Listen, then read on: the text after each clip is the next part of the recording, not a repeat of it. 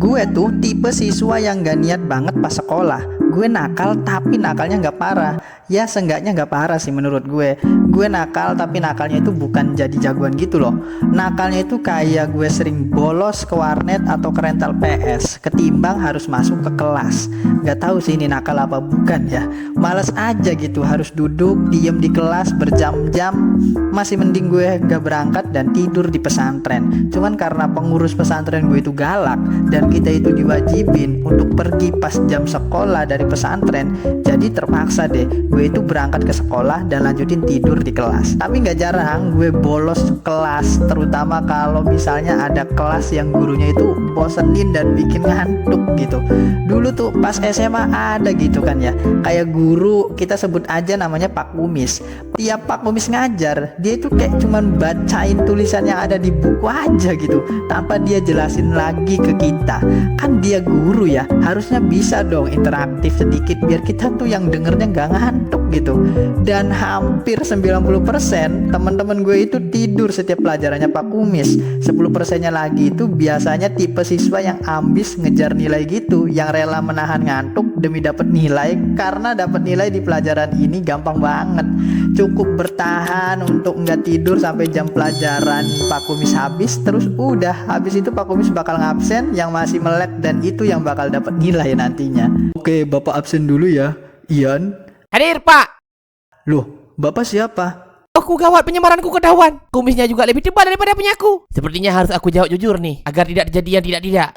Saya tetangganya Ian, Pak. Katanya suruh joki absen pas pelajaran Pak Kumis, Pak. Oh, ya sudah gak apa-apa. Selanjutnya Sanud. Hadir, Pak. Dan kebetulan gue salah satu 10% tadi. Aku nggak tahu ya cuy, kadang pas lagi bolos main PS suka kepikiran aja gitu sama Pak Kumis. Ini kitanya yang males pakai banget atau Pak Kumisnya yang males ngajar, atau jangan-jangan keduanya gitu. Gue mikirnya apakah Pak Kumis ini ketika kuliah itu nolep dan jarang bergaul, makanya pas lulus dan jadi guru itu nggak tahu cara ngajar yang interaktif itu gimana.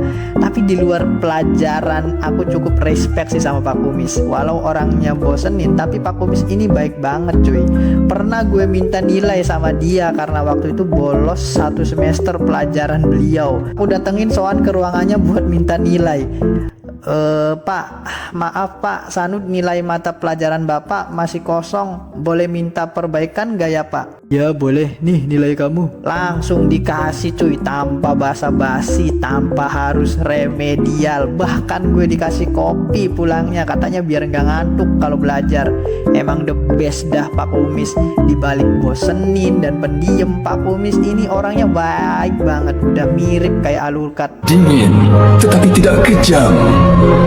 Ya oke, cukup segitu dulu cerita pengalaman gua kali ini. Mungkin bakal gue ceritain guru-guru gue yang lainnya di next video. Dan kali ini mohon maaf banget belum bisa buat video yang lebih panjang karena 2 hari kemarin mata gua sakit ya, ada benjolan-benjolan begini.